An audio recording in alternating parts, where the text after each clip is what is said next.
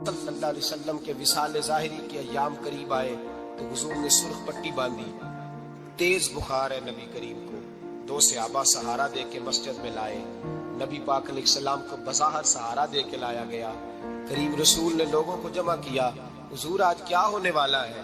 آج کیا کہا جائے گا؟ آج کس لیے میٹنگ بلائی ہے؟ نبی کریم کے کل صحابہ جب مسجد میں جمع ہوئے تو کھچا کھچ مسجد بھری ہے.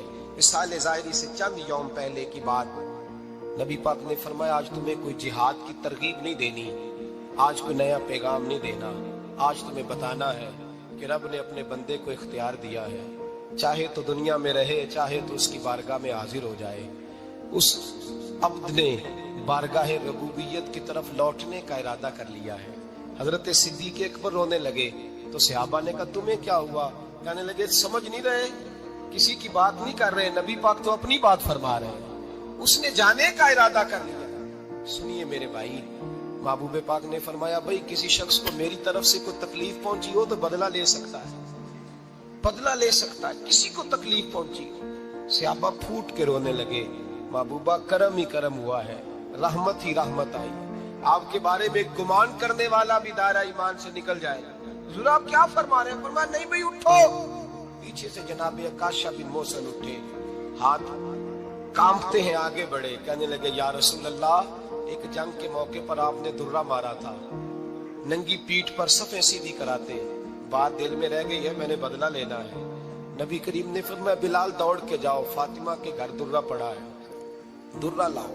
سیدنا بلال حبشی کہتے میں گیا, دستک دی سیدہ طیبہ طاہرہ. حضرت فاطمہ فرمانے لگی بلال کیسے آئے ہو؟ اماں جی وہ درہ چاہیے تھا.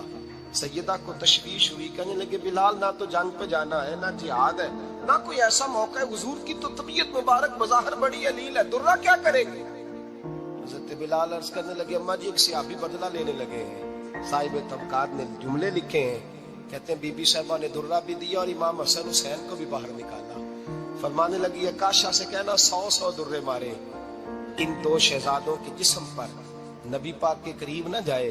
میں نے 2 بچے پیدا ہی اپنے محبوب پر قربان کرنے کے لیے کیے, ان کو لے جائے. حضرت بلال کہتے میں 2 شہزادے لے کے آیا, اور جب دروازے میں میں لے کے پہنچا تو نبی پاک نے دیکھا تو آنکھوں میں آنسو آ گئے. فرمایا ان کو بٹھا دو, مجھے پتا ہے فاطمہ نے کیا کہہ کے بھیجا ہے. حضرت سیدنا بلال فرماتے درہ میں نے جناب عکاشہ کو دیا. حضرت عکاشہ درہ لے کے آگے جو بڑھے تو حضرت ابوبکر صدیق نے ان کے پیروں پہ ہاتھ رکھا. فرمایا عکاشہ میری طرف آ یا, مجھے مار درے, نبی پاک کے قریب نہ جا. مصطفیٰ کریم نے فرمایا ابوبکر تو ہٹ جا, اسے آنے دے. فرماتے میں چند قدم آگے گیا تو مولا علی شیر خدا نے میرے پیر پہ ہاتھ رکھا. کہنے لگے عکاشہ سوچ تو صحیح تو کیا کر رہا ہے؟ حضور نے فرمایا علی ہٹ جاؤ, میرا اور ان کا معاملہ ہے. جناب عکاشہ آگے بڑھ رہے. نبی کریم نے فرمایا میں اپنی امت کو درس دینا چاہتا ہوں, خبردار خبردار زندگی میں تمہارے ہاتھ سے زبان سے کسی کو تکلیف نہ پہنچنے پائے. خبردار یاد رکھنا وہ معاشرے بگڑ جاتے ہیں, وہ معاشرے تباہ کر دیے جاتے ہیں جہاں ظلم ہوتا ہے, جہاں زیادتی ہوتی ہے, جہاں لوگوں کو ستایا جاتا ہے. محبوب کریم کے قریب آئے حضرت عکاشہ, حضور میری پیٹھ ننگی تھی, آپ بھی ذرا کپڑا ہٹائیے. نبی کریم نے پیٹھ سے کپڑا ہٹایا. جناب عکاشہ نے درہ جو اٹھایا تو صحابہ کی چیخیں نکلی. حضرت عکاشہ نے درہ دور پھینکا, حضور کے بطن اطہر سے لپٹ گئے, چومنے لگے. کہنے لگے حضور وہ تو صفیں سیدھی کراتے لگ گیا تھا, آپ نے کہاں مارا تھا؟ یا رسول اللہ میں تو بہانہ بنا رہا تھا کہ جاتی دفعہ مجھے وجود چومنے کا موقع نصیب ہو جائے, مجھے یہ موقع نصیب ہو جائے. میرے حبیب نے فرمایا جس نے جنتی دیکھنا ہو میرے عکاشہ کی زیارت کر لے. بھائی ظلم کا دروازہ کھلا ہوا, اور لوگ بھول جاتے ہیں زیادتی کرتے ہوئے. وہ بہو سے ہی کیوں نہ کریں, وہ اپنے گھر کے بھول جاتے ہیں کہ شاید پوچھنے والا کوئی نہیں, شاید میزان نہیں لگے گا. ایران کے بادشاہ نے اپنے بیٹے کو پڑھانے کے لیے ایک استاد صاحب کا بندوبست کیا. استاد صاحب کو کہا کہ میرے بچے کو دین پڑھائیے, میں چاہتا ہوں کل اس نے عنان حکومت کو سنبھالنا ہے تو یہ دین سے آگاہ ہو جائے, اس کو کچھ سکھائیے پڑھائیے. بہت نیک بزرگ بڑے درویش عالم پڑھانے لگے. اسباق مکمل ہو گئے, دین کے اسباق قرآن مجید پڑھایا, احادیث طیبہ کا درس دیا, اصول فقہ سے روشناس کرایا. جب بچے نے مکمل تعلیم حاصل کر لی اور آمین ہو گئی، دستار ہو گئی، فارغ ہو گئے، تو پھر ایک دن استاد صاحب نے کہا بیٹے کل تم نے ضرور آنا ہے، کچھ بات کرنی ہے۔ شہزادہ گیا ملنے استاد صاحب سے، استاد صاحب نے کنڈی لگا لی، ہاتھ میں درہ پکڑ لیا، مار مار کے پورے وجود کو زخمی کر دیا، کوئی غلطی نہیں، کوئی بات نہیں، مارا۔ اب بچہ آیا آ کے بادشاہ سلامت سے کہا کہ ابا جی سمجھ نہیں آئی، بڑا مارا ہے استاد۔ تو سیانے تھے نا بادشاہ، یہاں تو قاری صاحب روز کٹہرے میں کھڑے ہوتے ہیں، مولوی صاحب آپ نے میرے بچے کو کیوں مارا ہے؟ آپ 8,000 کے مولوی ہیں، میرا کئی کروڑ کا بچہ ہے، سویرے بدل لیں گے، خبردار آپ نے بچے کو ہاتھ لگایا، اپنی حیثیت میں رہے معاذ۔ جو قومیں استادوں کو کٹہروں میں کھڑا کرتی ہیں وہ ترقی نہیں کر پاتی، جو استادوں کو کٹہروں میں روز کھڑا کرتے ہیں۔ کہا ابا جی بڑا مارا ہے، تو والد بڑے سمجھدار تھے، کہنے لگے بیٹا استاد باپ ہوتا ہے، کوئی زیادتی نہیں کرتا، کوئی بات ہوگی میں تیرے استاد کو کٹہرے میں نہیں بلاؤں گا۔ اماں سے بات کی، اماں کہنے لگی بیٹا میں تیرے باپ سے کیسے بات کروں، ڈرا تھا۔ وقت گزر گیا، 22 سال بیت گئے، 22 سال گزر گئے، بادشاہ کا انتقال ہوا، شہزادہ تخت پہ بیٹھا، پہلا حکم یہ دیا کہ میرے استاد کو بلاؤ، پہلا حکم۔ استاد جی بوڑھے ہو گئے تھے، چھڑی کے اوپر ٹیک لگا کے آئے اور بھویں سفید ہو کے جھک گئی تھی، یوں آنکھ کھول کے بڑی مشکل سے دیکھا، کہنے لگے شہزادے حکم ہو۔ کب میں شہزادہ نہیں، اب میں بادشاہ بن گیا ہوں۔ استاد جی 22 سال بیت گئے، آپ نے مارا تھا، پر وہ درد چونکہ زیادتی کی تھی، میرا قصور کوئی نہیں تھا، تو نہ میری روح سے درد گیا ہے نہ میرے جسم سے گیا ہے، میں بے اختیار تھا، پوچھ نہیں سکتا تھا، آج با اختیار ہوا ہوں۔ سب سے پہلے پہلا حکم آپ کو دیا، بلایا ہے، بتائے کیوں مارا تھا، کیوں مجھے مارا تھا، میری زیادتی بتائے۔ تو استاد، بوڑھے استاد کی آنکھیں آنسوں سے بھر گئی، کہنے لگے بیٹے بس آج کے دن کے لیے مارا تھا، یہ جو دن آ گیا نا میری زندگی میں اس لیے مارا تھا، یہ میں چاہتا تھا میری زندگی میں وقت آئے، آج کے بس میری مراد پوری ہو گئی۔ کہ صاحب کس لیے، مجھے بھی سمجھائے۔ آپ فرمانے لگے کتنی دیر ہو گئی تجھے مار کھائے ہوئے، کتنا زمانہ بیت گیا؟ کہنے لگا 22 سال۔ فرمایا زخم بھولے تو نہیں، درد ختم تو نہیں ہوئی، تمہیں بات 1 منٹ کے لیے بھی تمہارے حافظے سے محو تو نہیں ہوئی؟ کہ استاد جی روز رات کو یاد آتا، روز خیال آتا تھا۔ استاد کہنے لگے بھائی تو بے اختیار تھا، پوچھ نہیں سکا، 22 سال تجھے یاد رہا، مجھے پتا تھا تو ایک دن حکمران بنے گا، میں نے تجھے اس لیے مارا تھا کہ بیٹے یاد رکھنا، کسی پہ ظلم نہ کرنا، اگر تجھے 22 سال تک یاد رہا ہے تو جس پر تو ظلم کرے گا اسے بھی قیامت تک یاد رہے گا، اور یہ یاد رکھنا تو آج با اختیار ہوا تو تو نے مجھے بلا لیا ہے، قیامت کے دن غریب با اختیار ہو جائیں گے، مظلوم با اختیار ہو جائیں گے، وہ با اختیار ہو گے، للہ الواحد القہار، رب کریم کی بارگاہ کے اندر ان کا اختیار ہوگا، اکیلے اللہ کی حکمرانی ہوگی، پھر وہ بلائیں گے بڑے بڑے کج کلاہ، دنیا میں جن کی پگڑیاں اونچی تھی وہ سر جھکائے کھڑے ہوں گے، دنیا میں جو ڈکٹیٹر بنتے تھے ان کی پشتیں لال ہوں گی، ان کو غدار لکھا جائے گا، قیامت تک نہیں بھولے گا۔ ظلم کرنا تو سوچ سمجھ کے کرنا، اتنا کرنا جتنا تم سہ سکتے ہو، اتنی زیادتی کرنا جتنی قیامت میں تم برداشت کر سکتے ہو۔ میرے نبی کریم صلی اللہ علیہ وسلم نے فرمایا ظلم سے بچو، یہ قیامت کے اندھیروں میں سے ایک اندھیرا ہوگا، زندگی میں زیادتی نہ کریں، اگر تھوڑی دیر کے لیے کوئی چیز برداشت کر جائیں گے تو وہ فائدہ دے جائے گی، کچھ دیر کے لیے اگر سہ جائیں گے تو نفع مل جائے گا، سہنے کی کوشش کریں لیکن زیادتی نہ کریں، نظر کو، سوچ کو، ذہن کو پاک رکھیں، اور میرے بھائی زندگی پوری ظلم سے بچیں، زیادتی سے بچیں۔ امیر المومنین حضرت جناب سیدنا عمر فاروق رضی اللہ تعالیٰ عنہ رات گھر میں تھے تو رونے لگے، بڑی دیر تک روتے رہے، والدہ اٹھی تو صاحبزادے سے کہنے لگی پتہ کرو تمہارے باپ کو کیا مسئلہ ہے۔ شہزادے آئے، کہنے لگے امیر المومنین والد گرامی کیا ہوا؟ تو حضرت عمر فاروق کہنے لگے بیٹا اپنی اماں کو بلاؤ۔ والدہ آ گئی، کیا بات ہے، کچھ طبیعت خراب ہے تو حکیم کا بندوبست کیا جائے۔ تو حضرت عمر کہنے لگے کچھ بھی نہیں، آج مسجد سے نکلا ہوں تو نبی پاک کے صحابہ میری تعریفیں کر رہے تھے۔ یہ حضرت فاروق اعظم کے وصال کے قریب کے دن ہے، تعریفیں تو حضرت یہ رونے کی بات ہے کہ خوش ہونے کی؟ آپ فرمانے لگے نہیں، سوچتا ہوں बाहर तो मैं अच्छा रहा हूं, पता नहीं घर में ही कोई ज्यादती ना हो गई हो, पता नहीं तुम्हारे साथ भी मेरे मामला ठीक थे कि नहीं। सहाबा तो तारीफ करते हैं, रो रहा हूं तुम्हारी वजह से ना उलझ जाऊं, बीवी ही ना कहे मेरा हक ही अदा नहीं किया। ये लफ्ज कहते कहते पहाड़ है ये शख्स, कैसर किसरा कांपते हैं। हजरत उमर रो पड़े, बीबी से कहने लगे मुझे अल्लाह की रजा के लिए माफ नहीं कर देती, मेरे ऊपर बोझ था उम्मत का, मैं सारी रात मदीने की गलियों में फिरता था, दिन सारा मस्जिद में गुजरता था, मैं तुझे वक्त नहीं दे पाया, माफ नहीं कर देती। तो जोजा कहने लगी नहीं उमर, मैंने भी जिंदगी में अपना कोई सुख चैन नहीं देखा, कोई चाव पूरा नहीं किया, मैं कैसे माफ कर दूं, मैं नहीं माफ करती। हजरत उमर जमीन पे बैठ गए, रोने लगे, कहने लगे चल माफ कर दे। कहने लगी एक वादा करो, कयामत के दिन रब करीम की बारगाह में मेरी सिफारिश करोगे, अल्लाह की बारगाह में अर्ज करोगे कि अल्लाह अच्छी थी, मुझे कपड़े धो के देती थी, रोटी पका के देती थी, मेरी इज्जत की मुहाफिज थी। जनाब उमर कहने लगे तेरे साथ वादा है, रब अपने फजल से उमर को जन्नत देगा तो उमर तुझे जन्नत में साथ लेकर के जाएगा, तेरे साथ वादा है। भाई जिनके दिलों में एहसास था कि हमसे कोई ज्यादती ना हो जाए किसी जगह, वो तो यहाँ तक मामला करते थे, यहाँ तक उनका ख्याल रहता था।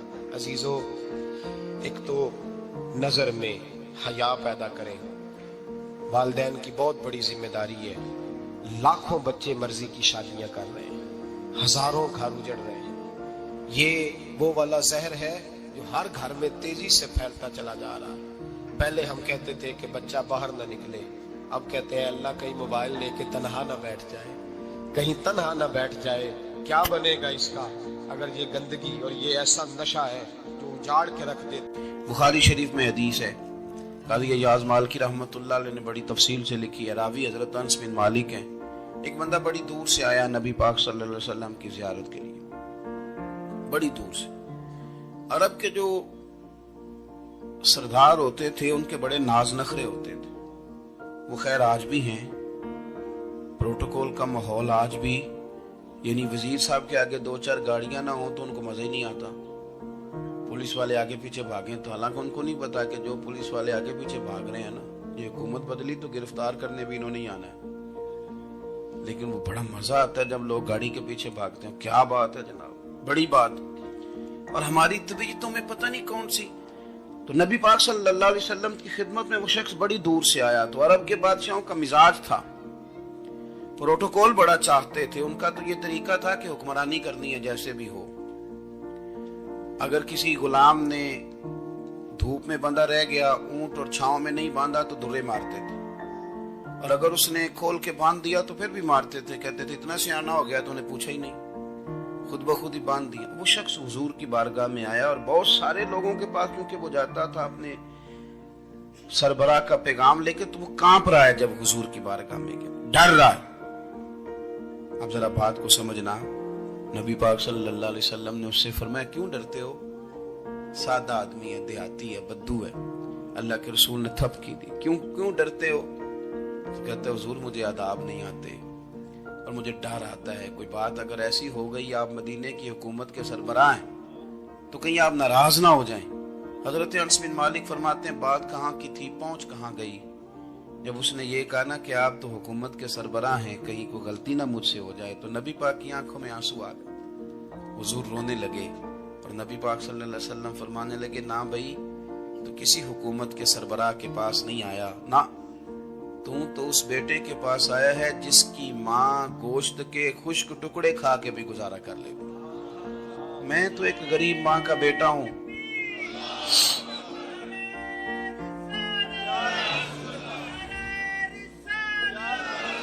भाई अगर आपका ये ज़ौक बन जाए, देखो ना आज तो लोग भूल जाते हैं ना, कपड़े बदल लेते हैं तो वो समझते हैं कि शायद सारा कुछ ही बदल गया।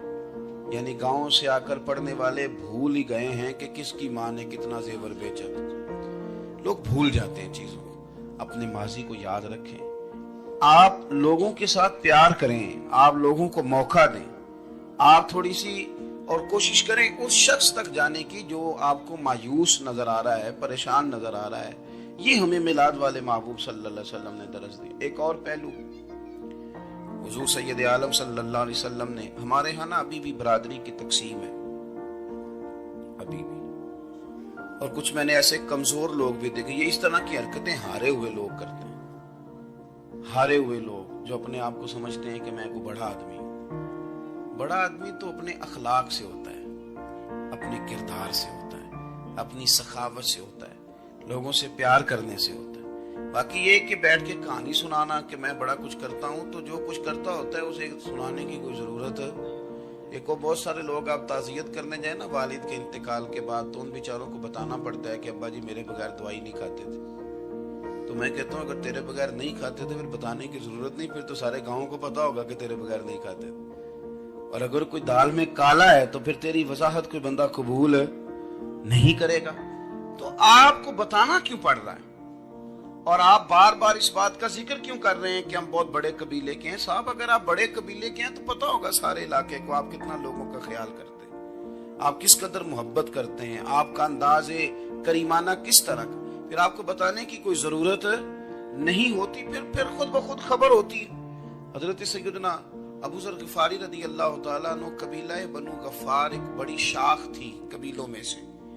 جو لوگ اس زمانے میں مالدار قبیلوں سے تعلق رکھتے تھے ان میں سے ایک بڑا نام تھا. ساری زندگی چودراہٹ کی, لیکن میلاد ایک انقلاب کا نام ہے. میں میلاد منانے والے دوستوں سے گزارش کرتا ہوں کہ آپ ہر سال میلاد منائیں, اور ہر سال میلاد کے بعد آپ تھوڑے بدل بھی جائیں, یعنی تھوڑے سے بدل جائیں. کچھ لوگ کہیں یار یہ داڑھی میں نے نا 12 ربیع الاول والے دن رکھی تھی, یہ میری میلاد والی داڑھی ہے. اور داڑھی رکھیں بھی نبی پاک کی مرضی کی. کس کی مرضی کی؟ نہ ناراض ہو جائے جی میں ٹور چلا بس. کس مرضی کی جی؟ اپنی مرضی کے نہیں. داڑھی کا وزن کو نہیں ہوتا کہ پوری مٹھی رکھیں گے تو آپ کو کوئی دقت ہوگی, کوئی وزن نہیں. پوری رکھیں, جو حضور کا طریقہ مبارکہ ہے جو ہمیں ملتا ہے اس پر آپ توجہ فرمائیں. تو میں جو بات عرض کرنے جا رہا ہوں وہ میلاد انقلاب ہے. حضور سید عالم صلی اللہ علیہ وسلم کی بارگاہ میں آنے سے پہلے لوگ کچھ اور ہوتے تھے, اور یہاں سے ہو کے جاتے تھے تو پھر ان میں تبدیلی آتی تھی. میں سارا دن کرامتیں سناؤں نا کسی کو اپنے پیر صاحب کی, اور اپنے گھر میں بھی کہ میرے حضرت بڑے, میرے استاد بڑے, لیکن بیوی کے ساتھ اگر میں ترش لہجے میں بات کروں گا تو وہ کہے گی ایسے کہاں دینے تینوں پیر صاحب.